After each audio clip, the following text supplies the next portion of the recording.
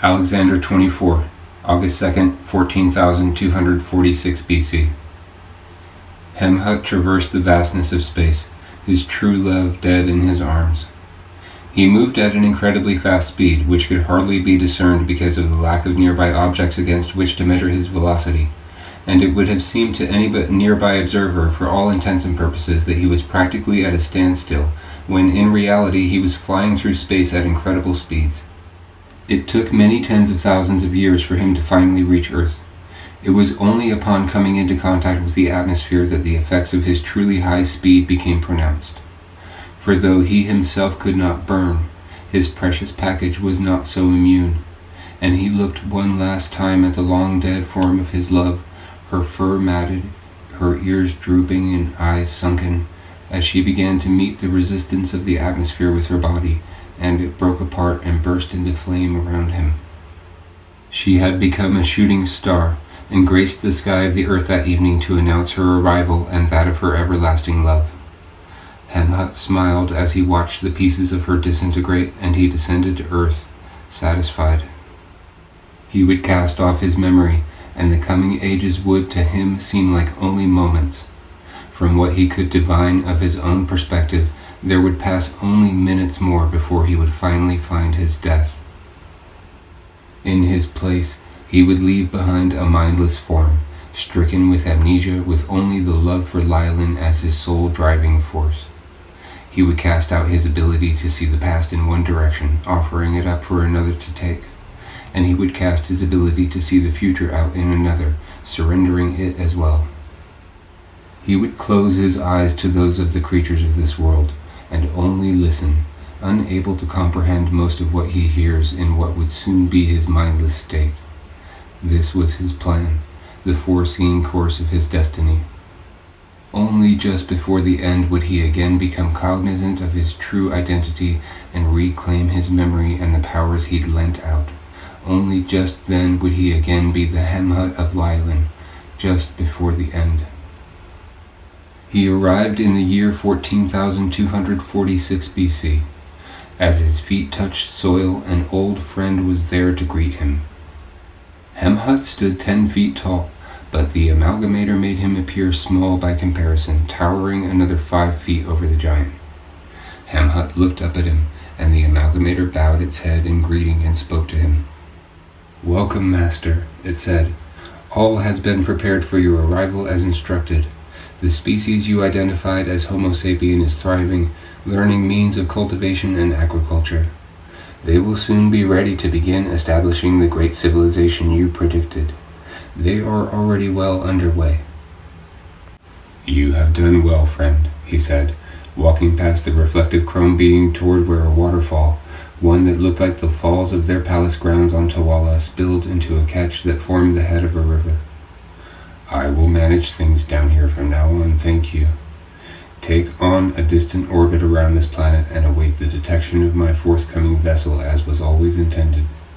Share with him your mind as I once did you, and when the time comes, leave him for dead as planned.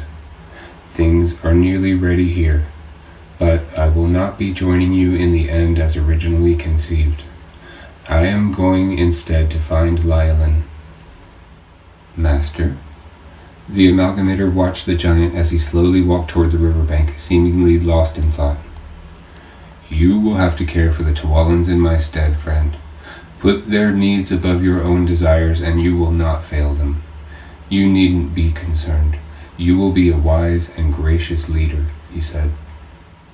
"Where am I going? Where am I to take the Tuwalans, Master? Do these new changes mandate that we find yet another sustainable planet?" "No, they will settle here as planned. Don't worry, though. Once I have secured the means of my own demise, I will deal with the hostile species here that would no doubt serve to threaten them. They could never coexist as I once envisioned, not free of my constant interventions. They are both too fond of war and divisiveness to ever have a chance at peace." He waded into the water and gazed up at the waterfall. "But what about the humans, then?" the amalgamator asked in its inorganic, metallic voice. If they cannot prove themselves capable of living in peace, then they will accompany me into the unknown when I die, and die right alongside me, he said plainly, matter-of-factly, like he weren't talking about potentially driving an entire species of intelligent life forms to extinction. Master, this is unthinkable, the Amalgamator said, ever the extra bodily conscience of the giant. I don't care anymore, he said. All I care about is being with Lylin, and only in death may I ever have a chance to find her. If the humans are not ready to live as intended by the time I am ready to die, I will not allow them to remain a blight on this promised world. I swore to save our people, Lylin's people. I made no such promise to the people of Earth. I will not leave you to manage both societies unless there is an evident path to peaceful coexistence between them. Should there be, then so be it. Otherwise, I will keep my promise to the Tuwalans. The Amalgamator lifted from the ground, squatting into more of a misshapen sphere, and floated out over the water and into Hemhut's field of view. You said that you would see to the successful integration of the two species and stand guard over them, guide them to peace, care for them for all time. I have been cultivating the humans, preparing them to receive your word. Now you expect them to do it all on their own, to live up to their intended potential without you to unite them? No, Hemhut said. I expect them to die, but I will give them time and the chance to prove to me that they can overcome their barbaric ways. And if they can't, then it can't be said that they didn't have the opportunity to mold their own fate at every turn. There is so much wrong with what you are suggesting, the machine said. I can't believe that you are even considering this. It is the fate of existence now. The giant placed his fingertips on his own temples, reaching into his mind, grabbing hold of his vision, his memory, and holding it, wrapping his thought around those parts of his soul he intended to expel from his mind and offer up to mankind. Either way, I will die. I will not leave you burdened with having to incessantly save them from themselves if they cannot pull themselves from the fire their ancestors forged. You will have enough problems caring for the Tuwalans. I can take care of both species, Master. I am confident that I can, it retorted. I am not interested in confidence. I am interested in fact, he said, closing his eyes, prepared to cast off those parts of his soul he needed to shed in order to forget and not again remember. And the fact is that I promised the Tuwalans a safe world. Without humans, Earth is safe. I am open to the idea that they can mature, that their bloodlust can be quenched and their desire to dominate appeased, but I have no faith in them. Like the Tuwalans, violence just seems to be in their nature. If they stand between me and my word to protect the people of Lylin, they will be dealt with and removed. You may go now. I will see you again before the end. The Tuwalans may be permitted to witness my demise if they so choose, to see me off and prove once and for all in their own hearts and minds that I am not Tahoa as so many confidently declare, for gods do not die.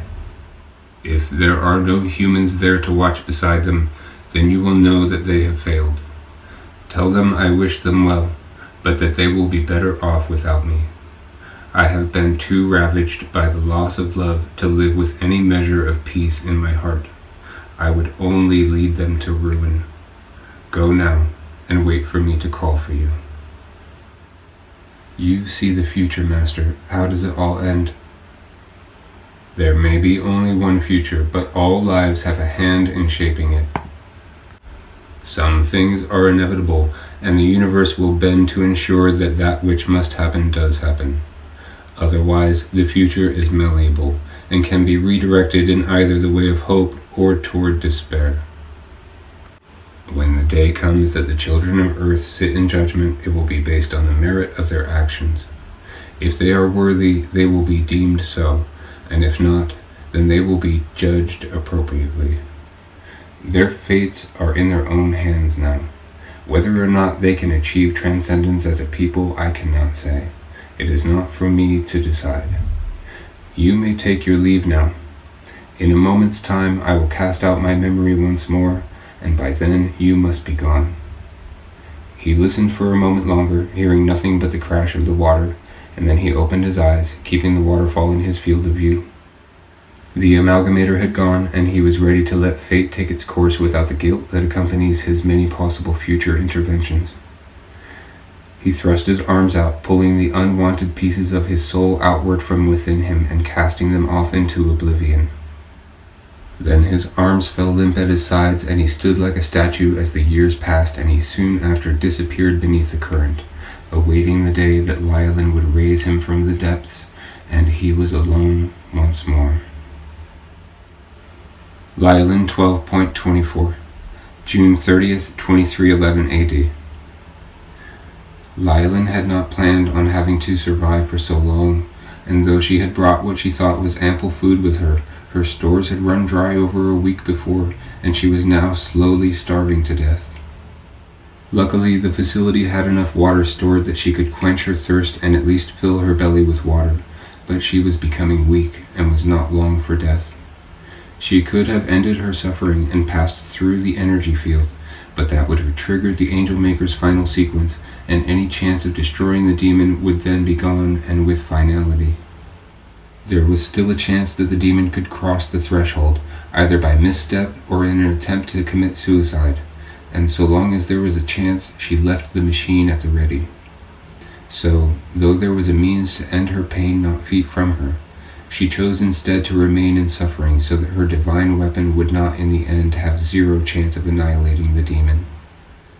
She could not fathom what had gone wrong. There was no sign of the demon or her beloved. It seemed that all was lost, that she was alone. She sat, slumped over in her chair, her hair obscuring her face. From outward appearances, it looked like she was already dead, but she wasn't. She was still holding on. The onlookers sympathized with her, crowded around the transparent dome, waiting and watching. Finally, she heard a noise from within the chamber. Someone was moving toward her, coming down the hall. She could hear him coming. She lifted her head as well as she could and pointed her face toward the entrance, and she heard the machine's final sequence initiate, and she attempted to smile, but didn't have enough energy. The 20-second timer had begun to count down, and she was relieved that she would soon be free of the great pain in her stomach. "So, you've finally come to die with me, demon," she said. "You've made the right choice. Forever is a long time to spend alone." She paused for a moment, then she whispered, "You can come out now, my love. I have him. I finally have him." Then, from the direction where she'd heard him coming in, she heard a familiar voice say, "Hello, Lylin." And she fell from the chair onto her knees and stretched out her arms, breaking out in a sullen weep, and she cried, "Oh, Hemhut." 15 seconds remained in the countdown. 3 weeks earlier, Hemhut had been in despair, hiding where his love had bid him wait at the center of the earth, from where he had over the years caused the earth to quake and for a volcano to erupt, and made any number of other things happen at her beckoning, waiting to make his move. Lylin had told him that the demon sought out a certain body, a body that would make him all-powerful. For a long time he thought that it was that of Sir Isaac Newton, the man for which she had expressed so much adoration and respect. Surely, if the demon had been born in a body capable of such intellect, it would have spelled doom for the people of the world. He was confident in his supposition, and carried on with a great degree of certainty that the cataclysmic union she spoke of between the demon and his prize was now impossible, but the notion of it still stayed his hand at every move. Then, as he'd listened to her speak directly to the demon those weeks ago when she'd been dragging it around by the throat, he'd heard her tell him that his intended body, his true form, was that of Nathaniel Reddington. So Hemhut thought that there was no more danger. He thought that the only way to save his love would be to stop the demon. He didn't realize that she was already fated, stuck inside the Angel Maker, doomed to a slow death, and that there was no way to save her. He did not know that she could not leave the Angel Maker chamber. Otherwise, he may have simply allowed the demon to go where it was bound unmolested. As it was, though, he saw his chance coming, and he took it. One of the spirit forms of Daniel was approaching his location deep in the Earth's core, and would have passed him right by on its way to the Project Angel Maker site in the combined effort to combat Lylin. He heard her counting down, and knew that if he did not at least take the chance at stopping the demon, he would regret it forever. It meant directly defying the wishes of his love, but in the end, his fear and hatred for the demon won out over his love and trust for Lylin, and he betrayed her. As the demon approached, just as it was about to pass at an incredibly fast speed, just before Lylin reached 4 in her countdown, Hemhut reached out and snatched the passing shadow. He had hold of it. It did not pass through his hands the way that Lylin had foretold after all. He had a firm grasp on its throat. He pulled it in close, staring it in its face. The demon could not see through the giant's eyes, and did not know what to make of the situation, or reason why it was that he was once again collapsing in on himself. The dark form felt around, and, finding something resembling a face, attempted to invade the mind of whatever this subterranean creature was that had grabbed hold of him. That's when it happened. It sunk its dark tendrils into Hemhut's mind and blindly, unwittingly initiated a blessing with the age-old creature. Suddenly, Hemhut and Daniel both were witnessing the events of Alexander's life from conception until the moment of the inception of their union, all the way up until the present moment. This reawakened Hemhut to his lost memory, and it brought his full power back to him, relinquishing both the demon and the witch of their share of it. Lylin lost both her vision of the future and her ability to see through the eyes of others. So frightened, presuming that she'd been betrayed by the demon, she'd pressed the button. Mankind had been wiped out. Not a single human being was left alive on the face of the planet. It had been cleansed of its most dangerous, most toxic byproduct, and was now again fit for life. The hostile species that stood to threaten the good people to whom he'd promised a safe world were gone, eliminated. The life of Alexander had been so exceedingly long that the blessing, the collision of their minds, a process normally over within a mere matter of seconds, had taken just over 3 weeks to complete. When Hemhut emerged from the blessing, he did so with his memory intact, and having taken the demon's power from it. The demon remained a harmless shadow, doomed to blindly roam the earth until the end of time, incapable of acting on its hate or using its new knowledge, and Hemhut surfaced near the dome to find the Amalgamator waiting for him. The Amalgamator pointed a long finger at the dome where Lylin could be seen. "Shall I save her, Master?" it asked of Hemhut. "No, she belongs with me," Hemhut said. "You may free the Tuwalans now. Their promised world is ready to receive them. They may see me off to the next realm if they so wish. Goodbye, friend. You are far wiser than I, and I trust in you. Take good care of the Tuwalans. You will have several million years before you have to worry about any major catastrophes, time enough to find more worlds to keep them safe upon. Good luck with everything you endeavor to do, and farewell." With that, Hemhut ducked into the entryway and pried the door from its hinges, entering the site, bound for the domed chamber.